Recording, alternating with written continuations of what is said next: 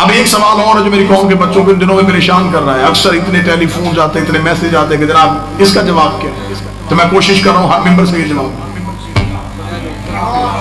जवाब जितना हो सके उतना नशर करो। अगर फदक सैयदा का हक था तो अली ने अपने दौरे हुकूमत में क्यों नहीं दिया?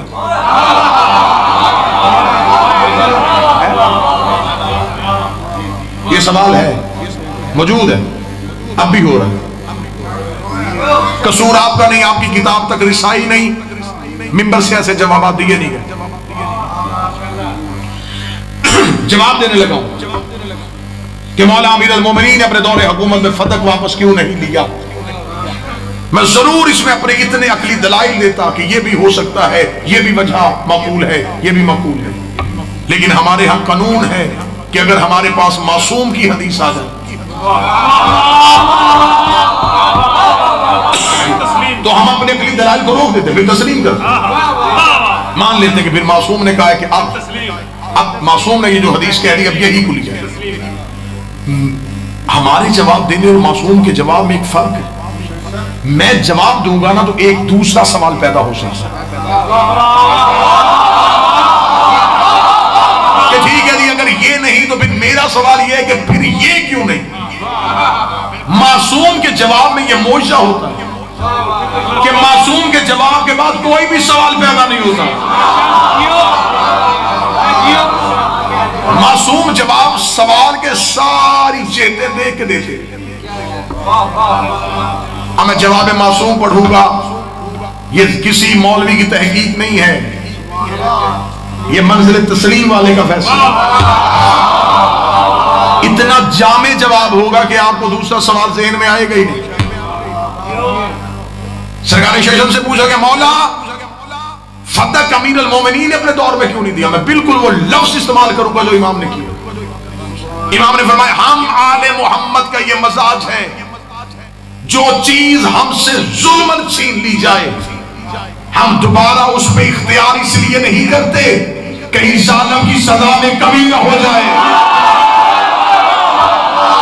बादशाह हुसैन इन हाथों को सलामत रखे, ये हाथ सैयदा के मुकदमे में बतौर गवाही के लिखे हैं।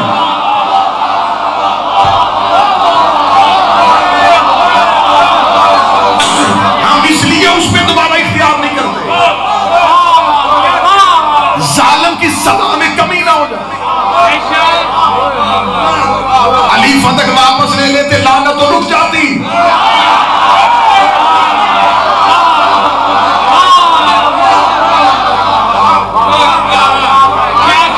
कैसा जवाब, कैसा जामे जवाब। इसमें मैं एक वाकया कोट कर देता हूं, अगर कोई कहे कि ये जवाब तो आपकी शिया किताबों में है, इसका हमारी किताब से रेफरेंस देता हूं, मैं सुन्नी किताब से रेफरेंस देता हूं। रिसालत इमाम जब मक्का में रहते थे तो अपने अबाई घर जो जनाब अब्दुल मुतलब और अब्दुल्ला का था उसमें रहते थे। रिसालत इमाम ने मक्का छोड़ा, मदीने चले गए। अबू लहब ने नबी के खानदानी घर पे कब्जा कर लिया। नबी हिजरत करके मदीना से वापस फिर मक्का। जब फतह मक्का पे नबी पहुंचे, फतह मक्का पे नबी ने पहुंचे तो नबी से कहा या रसूल अल्लाह, वो जो आपका अबाई घर था क्या उसका कब्जा वापस ले। नबी ने फरमाया नहीं, मैं अबू लहब पे लानत को रोकना नहीं चाहता।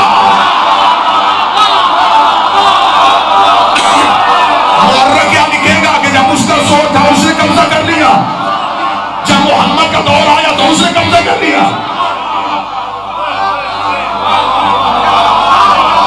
क्या मैं भी वही फेल करूं जो उसने किया?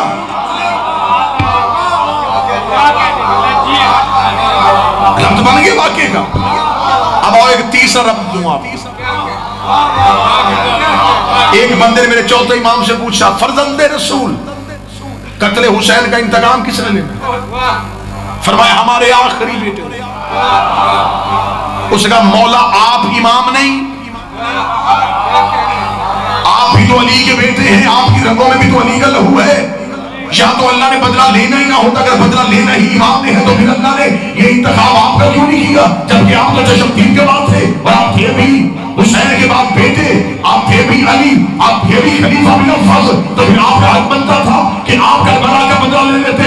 इस जवाब में पूरा मजमा बच्चों के बल भी खड़ा हो जाए। इमाम के जवाब का कद फिर भी बड़ा है। इमाम से कहा मौला आपने बदला क्यों लिया? इमाम ने कहा अगर मैं बदला लेता तो सिर्फ इस दौर के यजीदियों से लेता, बदला बाद में लेना है ताकि हर दौर के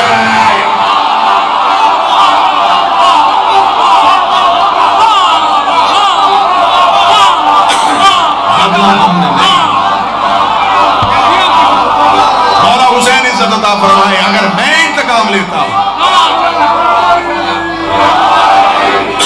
तो इंतकाम तो रुक जाता है। किसी चीज का इंतकाम एक दफा होता है।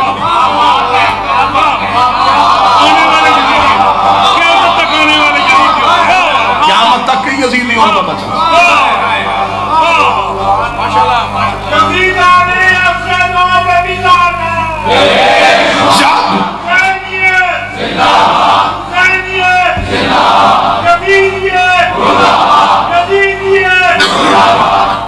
मेरा सुन्नी भाई अगर कोई तशरीफ फरमाए, अगर पहले खलीफा ने ले लिया था तो फिर आपकी किताबों में लिखा है कि उमर बिन अब्दुल अजीज ने अपने दौर में वापस किया।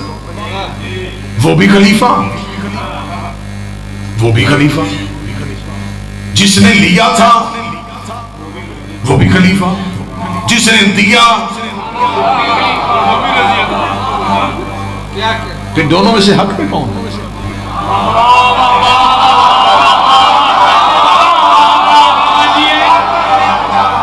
फतह की हिस्ट्री खोलो, फतह का पसे मंजर दाओ। 7 हिजरी में यह जगीर नबी को मिली, 11 हिजरी तक नबी के पास रहे। अगर इसमें उम्मत का हक था तो 4 साल नबी ने क्यों नहीं दिया?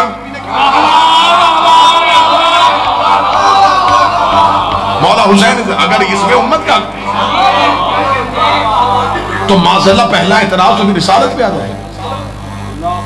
रसूल ने क्यों नहीं दिया? आगे चलो, हाकम ने क्या कह के बीबी से लिया था? ये उम्मत का हक है, तो फिर हाकम ने उम्मत को दिया क्यों नहीं? कोई तो बंदा बैठा जो सुन रहा है कि नहीं?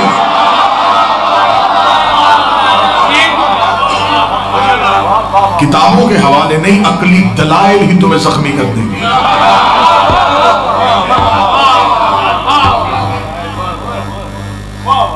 सारी चीजें छोड़ो, एक ही हकीकत तुम्हारे गले का फंदा बन जाएगा। तुमने युताहिरा कुम ततहीरा की मंजिल पे फाइज बीबी से गवाह मांगा कैसे था? ओए ओए ओए,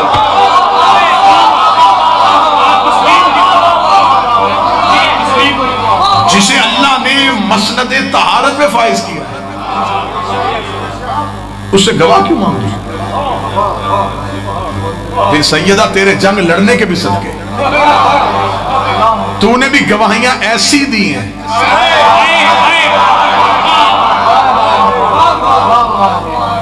तेरी गवाहियों के इंतखाब के मेरी मुअज़्ज़मा सदके,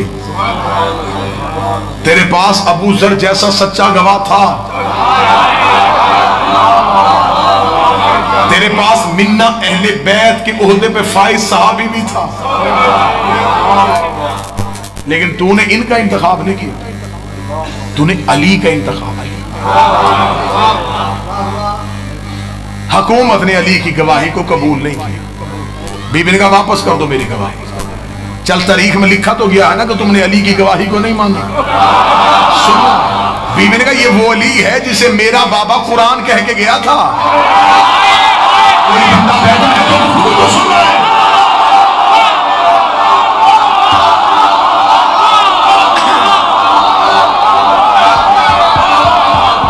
तुमने कुरान वापस कर दिया।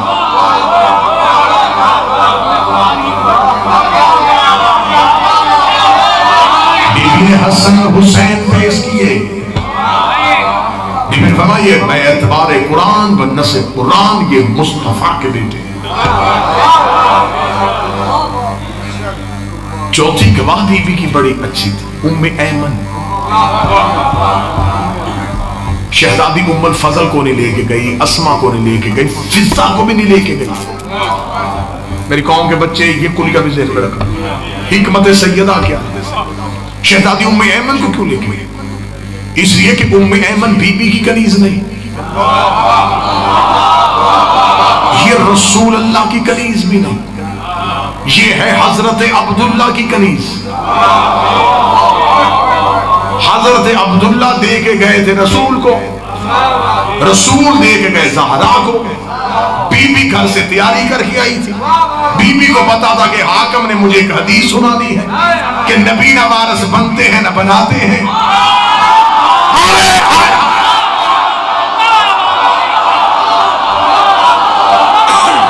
बीबी ने उम्मे ऐमन को खड़ा कर दिया।